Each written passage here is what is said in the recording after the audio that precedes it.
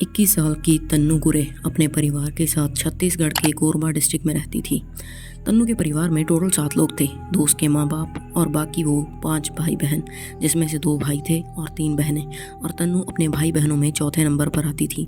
तन्नू के पिता की पिछले काफ़ी समय से दिमागी हालत ठीक नहीं थी, जिस वजह से उन लोगों की फाइनेंशियल कंडीशन कुछ ठीक नहीं थी और घर में बहुत गरीबी थी और घर की सारी जिम्मेदारियां भी अकेली तन्नू की माँ के ऊपर ही आ गई थी। बट फिर भी तन्नू की माँ ने अपने बच्चों के लिए वो सब किया जो भी वो कर सकती थी और अपनी बड़ी बेटी की तो उन्होंने एक ठीक ठाक परिवार में शादी भी करवा दी थी।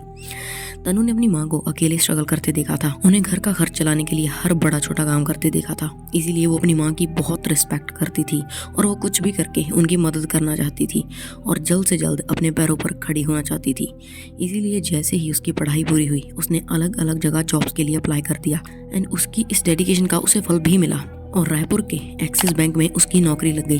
तन्नू बहुत खुश थी इस जॉब को पाकर, क्योंकि अब वो अपनी माँ का हाथ बटा सकती थी। तो तन्नू हर रोज़ अपने घर कोरबा से रायपुर जाती थी और बैंक बंद होने के बाद शाम तक वापस लौट आती थी और इसी तरह से ये उसका रोज़ का रूटीन बना हुआ था।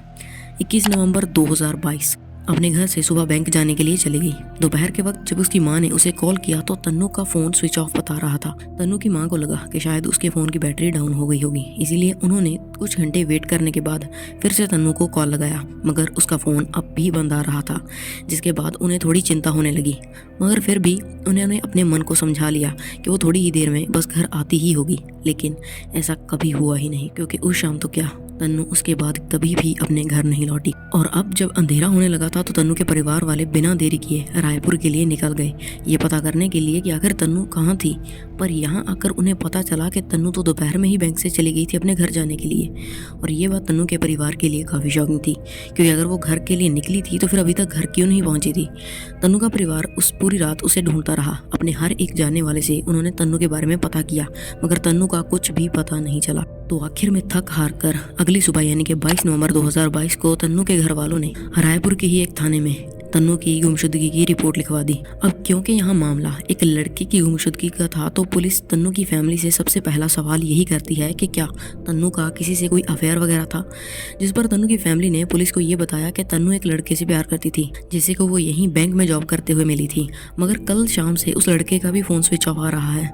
इस लड़के का नाम था सचिन अग्रवाल, जो कि मूल रूप से उड़ीसा के बालांगीर का रहने वाला था, मगर अपने कारोबार के चलते वो अक्सर रायपुर आता जाता रहता था।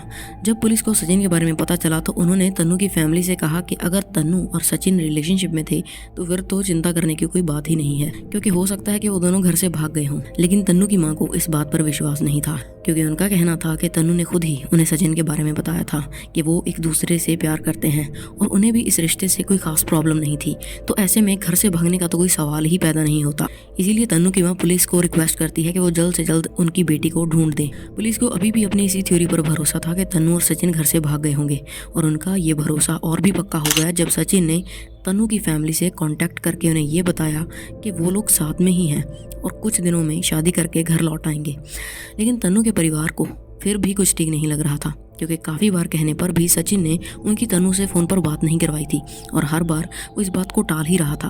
और ऐसे ही करते करते 10 दिन बीत गए और तन्नू की कहीं पर भी कुछ खबर नहीं मिली। बट ऑन 30 नवंबर 2022 उड़ीसा पुलिस को तुरेकेला के जंगलों से एक लड़की की अध जली हुई लाश मिली, जिसकी खबर उन्होंने आसपास के सभी थानों को दी। और जब रायपुर पुलिस के पास ये खबर पहुंची तो वो लोग तुरंत तन्नू की फैमिली को लेकर इस लाश की शिनाख्त करवाने के लिए ले गए, क्योंकि इस लाश की डिस्क्रिप्शन, इसकी हाइट, ये सब चीज़ें तन्नू से मैच हो रही थी। और जब तन्नू की माँ ने उस बॉडी को देखा तो वो वही बेहोश हो गई, क्योंकि ये उनकी बेटी तन्नू की ही बॉडी थी। पोस्टमार्टम रिपोर्ट के अकॉर्डिंग तन्नू को सर में पॉइंट ब्लैंक रेंज से गोली मारी गई थी और बाद में पेट्रोल छिड़ककर उसकी बॉडी को जलाने की कोशिश की गई थी।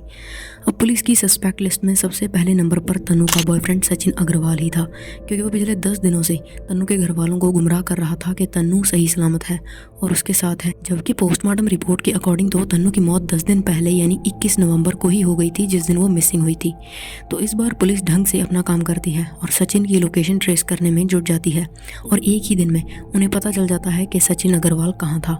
और अगले ही दिन यानी 1 दिसंबर 2022 को उड़ीसा पुलिस की मदद से रायपुर पुलिस कोलकाता के करीब से सचिन को अरेस्ट कर लेती है और उसे छत्तीसगढ़ ले आती है और अब उससे पूछताछ शुरू करती है कि वो इतने दिनों से सबको बेवकूफ़ क्यों बना रहा था कि तन्नू और वो साथ में हैं। और तब पहली बार सचिन सच बोलता है और पुलिस को बताता है कि वो और तन्नू पहली बार रायपुर में मिले थे और पहली ही मुलाकात में दोनों को एक दूसरे से प्यार हो गया था। सचिन जब भी काम के सिलसिले में रायपुर आता तो वो और तन्नू साथ में ही टाइम स्पेंड करते।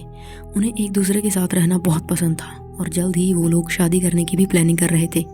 बट फिर कुछ ऐसा हुआ कि सब कुछ खत्म हो गया। दरअसल सचिन 19 नवंबर 2022 को यानी कि तन्नू के गायब होने से ठीक 2 दिन पहले भी रायपुर आया था और इस दौरान वो और तन्नू मूवी देखने थिएटर में गए थे और इस पॉइंट तक सब कुछ नॉर्मल था उन दोनों के बीच।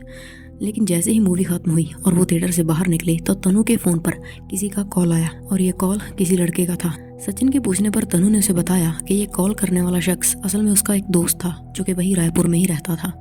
अब जैसे ही सचिन ने ये सुना तो उसे बहुत गुस्सा आया। उसे लगने लगा कि उसके होते हुए तन्नू किसी और लड़के से दोस्ती कैसे कर सकती थी और वो उसी शाम वापस बालांगीर लौट गया। मगर इस ख्याल से उसका पीछा नहीं छूटा और वो पूरी रात यही सोचता रहा कि तन्नू उसे धोखा दे रही है और उसके और भी लड़कों से रिश्ते हैं और उसने मेरे साथ खिलवाड़ किया है, धोखा दिया है मुझे तन्नू ने। आखिर तन्नू मेरे साथ ऐसा कैसे कर सकती थी? मैं उसे जिंदा नहीं छोड़ूंगा, मैं तन्नू को जान से ही मार दूंगा।